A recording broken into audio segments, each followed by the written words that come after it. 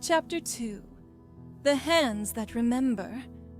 The traveler expected the valley to greet him as he had left it, quiet, familiar, and untouched by the passing of days. Yet, as he descended the final stretch of the mountain path, an unease settled gently within him. The river still traced its silver course through the land, but the buildings along its banks appeared sturdier, their lines sharper than he remembered. A tree near the center of the village, once no taller than a rooftop, now stretched its branches wide enough to cast shade across the entire square. The air carried the same rhythm of life. Voices, laughter, the steady cadence of tools striking wood and metal.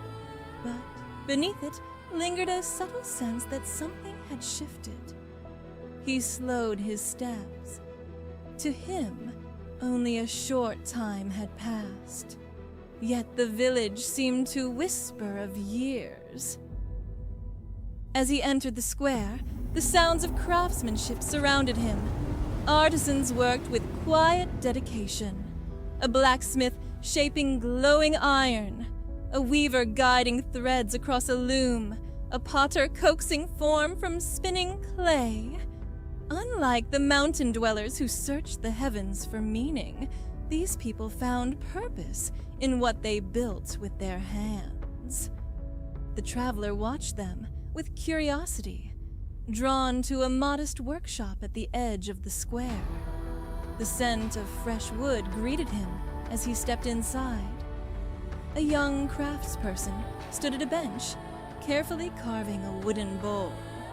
Their movements were deliberate, guided by patience and practiced skill. "You seem to be looking for something," the artisan said, without lifting their gaze. The traveler smiled faintly. "Perhaps I am. I once knew someone who worked here." The artisan paused, studying him with quiet interest.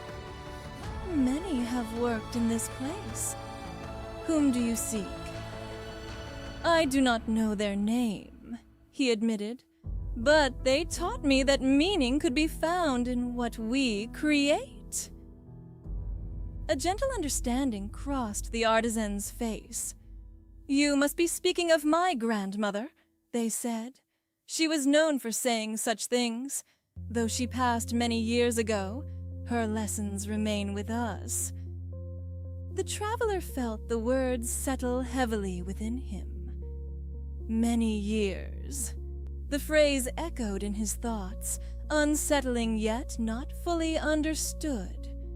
The artisan gestured toward a shelf along the wall. "She often told us of a traveler who visited long ago, someone searching for the truth of why we are here. He left behind a small token as a reminder that every creation begins with a question." The traveler stepped closer. Resting among the crafted items was a simple wooden disc, etched with a curved line. His breath caught as he recognized the unmistakable marks of his own hand.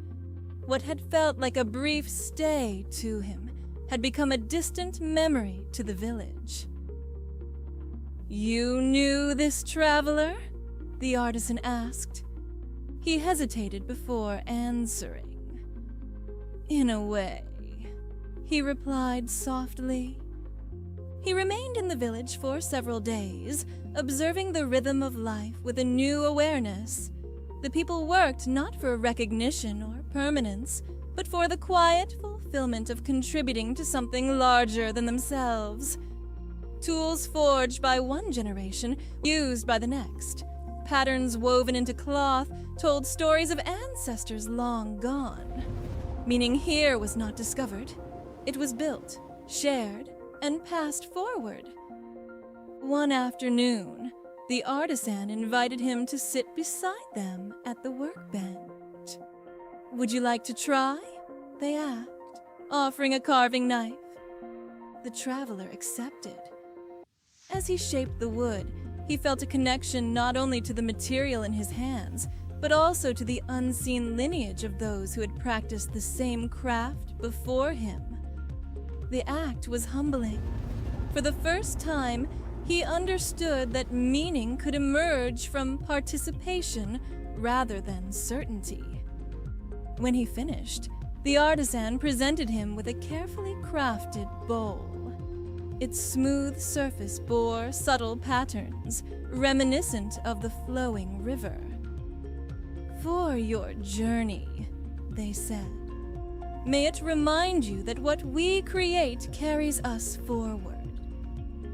He accepted the gift with gratitude, sensing that the exchange represented more than a simple gesture. It was a continuation of a story spanning generations. As evening approached, the traveler walked to the great tree in the village square. Its expansive branches rustled softly in the breeze, offering shade to families gathered beneath it. Children played where others once had.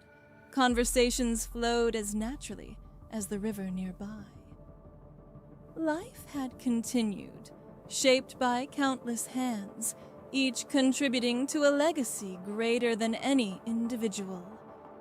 He realized then that while the mountain people found meaning in the guidance of the stars, the villagers discovered it in the endurance of their creations. Both perspectives revealed truths he had once overlooked. Yet even with this growing understanding, he sensed that his journey was not complete.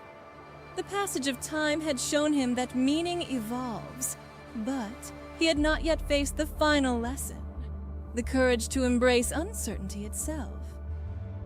Standing at the edge of the village, he gazed toward the distant horizon, where the land gave way to a vast desert.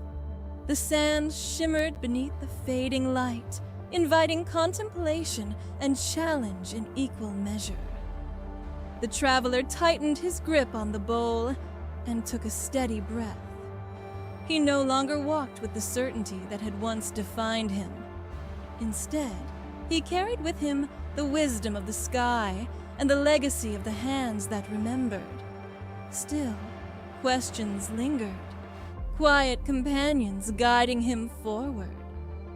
With a final glance at the village, he stepped onto the road leading toward the desert.